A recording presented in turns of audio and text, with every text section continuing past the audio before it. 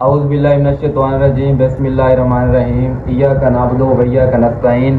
میرے پیارے دوستوں، بھائیوں، بہنوں، سب کو میری طرف سے السلام علیکم۔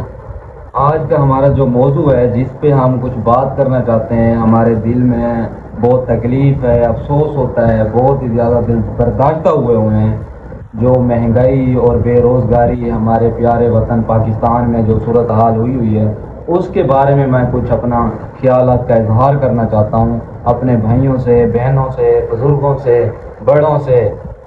بات یہ، آج کل جو صورتحال بنی ہوئی ہے بجلی کے بلوں کی، بہت زیادہ اوور بلنگ، اس کے علاوہ پیٹرول کتنا مہنگا ہوا ہے، اس کے بارے میں کچھ حکومت کو بھی سوچنا چاہیے، ہماری عدلیہ کو بھی سوچنا چاہیے، ہمارے اعلیٰ اداروں کو بھی سوچنا چاہیے۔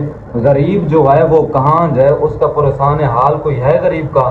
جس کی 700 دہاڑی، 800 دہاڑی، 900 دہاڑی ہے، وہ کیسے اپنا گھر چلائے؟ آپ مجھے بتا دیں۔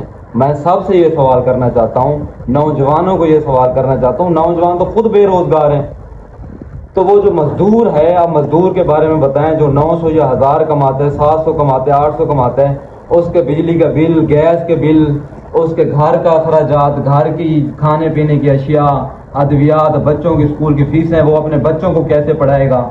یہ سمجھ نہیں آ رہی۔ اتنے بل آئے ہوئے ہیں، غریب خودکشی کر رہے ہیں، مر رہے ہیں، اور ہماری جو حکومتیں ہیں، ہمارے جن کو ہم یہ پارلیمنٹ میں جاتے ہیں، اپنا صوبائی اسمبلی میں جاتے ہیں، نیشنل اسمبلی میں جاتے ہیں، جن کو ہم ووٹ دیتے ہیں، دے کر ان کو ہم الیکٹ کرواتے ہیں، وہ ان کو بھی کوئی احساس نہیں ہے کس لیے ہم ان کو ووٹ دیتے ہیں۔ انہوں نے کبھی یہ بل بن رہا ہے، یہ قانون بن رہا ہے، کبھی یہ انہوں نے قانون بنوایا ہے غریب کے بارے میں ان کو ریلیف دیا جائے؟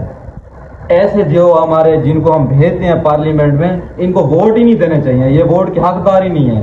اب میں اپنے نوجوانوں کو یہ کہوں گا، نوجوان آگے بڑھ کے آئیں، اپنے پاس پاکستان کے بارے میں سوچیں، اپنے عوام کے بارے میں سوچیں، کیونکہ نوجوان جو جنون رکھتے ہیں، جذبات رکھتے ہیں، ایمانداری سے کام کریں گے۔ جو ہمارے یہ اوپر والا جو مافیا ہے، انہوں نے کبھی غریب کے بارے میں نہیں سوچنا، نہ انہوں نے غریب کو ریلیف دلوانا ہے۔ نوجوان آگے آئیں گے تو انہوں نے ریلیف دلوانا ہے۔ جو اب اتنے بل آئے ہوئے ہیں، غریب مر رہے ہیں، سڑکوں پہ بھوکے مار رہے ہیں، ان کے گھر بجلی نہیں ہے، ایک پنکھا چلاتے ہیں اس کے 20-20 ہزار بل آئے ہوئے ہیں۔ یہ جو ہمارے سیاست دان ہیں، ان کو باہر نکلنا چاہیے، اپنے حلقوں میں پتہ کرنا چاہیے کس کے گھر کھانا نہیں پک رہا، کس کے گھر بجلی نہیں ہے، کس کا بجلی کے بل کا مسئلہ ہے۔ جو بھی مسئلہ پوچھے، جتنا ہو سکتا ہے اتنا تو اس کا ساتھ دینا۔ نہیں، ان کو کوئی اثر نہیں پڑنا۔ جب ووٹ قریب آئیں گے، انہوں نے پھر بھاگ پڑنے، پھر وہ اپنا مداری بند کرنا ہے، یہ ہو گیا، وہ ہو گیا۔ ایسے چہروں کو بے نقاب کرنا ہے ہم نوجوانوں نے۔ یہ میں نوجوانوں کو کہنا چاہتا ہوں، مل کے اس پہ تحریک چلانی چاہیے۔ ایسے لوگ ووٹ لینے ہیں تو ان کو جوتے مارنے چاہیے، ان کو ووٹ نہیں دینے ہم نے، کسی طرح بھی ہم نے ووٹ نہیں دینے۔ جب ووٹ قریب آتے ہیں تب بھاگ پڑتے ہیں، ساروں کو اپنا باپ مانتے ہیں، یہ مانتے ہیں، وہ مانتے ہیں، ان کو شرم نہیں آتی۔ جب ووٹ الیکٹ ہو جاتے ہیں، اسمبلیوں میں چلے جاتے ہیں، اس کے بعد ان کو کسی کی پرواہ نہیں ہوتی۔ غریب مرتا ہے تو مرتا جائے۔ نوجوان، اب ہم نے ڈگریاں لی ہوئی ہیں، چھولے بیچ کے ڈگریاں لی ہوئی ہیں، میں نے گریجویشن کی ہوئی ہے، چھولے بیچ کے گریجویشن کی ہوئی ہیں، ماں باپ نے محنت کر کے پڑھایا، خون پسینے کی پڑھائی، خون پسینے کے پیسے اکٹھے کر کے، محنت مزدوری کر کے ہمیں پڑھایا۔ ہمارے پاس ڈگریاں ہیں لیکن نوکریاں نہیں ہیں۔ چلو ٹھیک ہے، نوکریاں نہیں ہیں۔ 2018 سے میں ریئل اسٹیٹ کے کاروبار میں آیا ہوں، 2 سال کاروبار ٹھیک چل رہا ہے، الحمدللہ، گھر والوں کا ساتھ دیے، سپورٹ کیا گھر والوں کا۔ اس کے بعد کاروبار تباہ ہو گئی ہے، تو ہمارے پاس تو اتنا بیک اپ نہیں ہے نا۔ جو بڑے مافی ہیں، با اثر لوگ ہیں، ان کے پاس تو بیک اپ ہے۔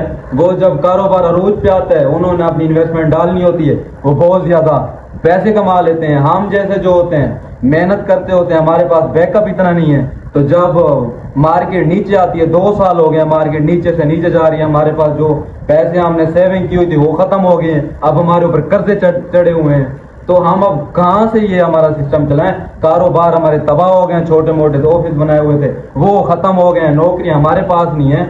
انویسٹر جو تھا وہ بالکل غائب ہو گئی ہے، کیونکہ جو انویسٹر کی انویسٹمنٹ ہوئی تھی وہ تو آدھے سے زیادہ 50-60% پہ لاسز پہ چلا گئی ہے۔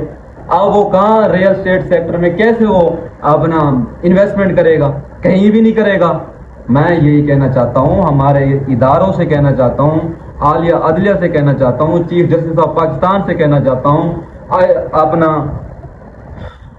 وزیر اعظم پاکستان سے کہنا چاہتا ہوں، اپنا محسن نقوی صاحب سے، وزیر اعلیٰ پنجاب، جو بھی ہمارے اعلیٰ ادارے ہیں، ہماری فورسز ہیں، ان سے ریکویسٹ کرنا چاہتا ہوں، مزدور کو، کسان کو، عام آدمی کو جتنا ریلیف دے سکتے ہو ریلیف دو۔ ہم پاکستانی ہیں، پاکستانی کے شہری ہیں، پاکستان سے پیار کرنے والے ہیں، ہمارے بارے نوجوانوں کے بارے میں سوچا جائے۔ اور اس کے بعد اب پاکستان زراعت جو ہے پاکستان میں ریڑھ کی ہڈی کی طرح ہے۔ کسانوں کو صورتحال آپ دیکھ لیں، کسان مر رہے ہیں، ان کی جو اناج ہے وہ کوئی لیتا نہیں ہے، صحیح ریٹ پہ لیتا نہیں ہے، جو پیسٹی سائڈ ہیں، اپنا کھاد ہے، سپرے ہے، وہ اتنی مہنگی ہیں، پیٹرول ڈیزل اتنا مہنگا ہے، وہ ٹیوب ویل چلائے گا تو ڈیزل مہنگا ہے، پانی اسے مہنگا پڑتا ہے، کسان کہاں جائے؟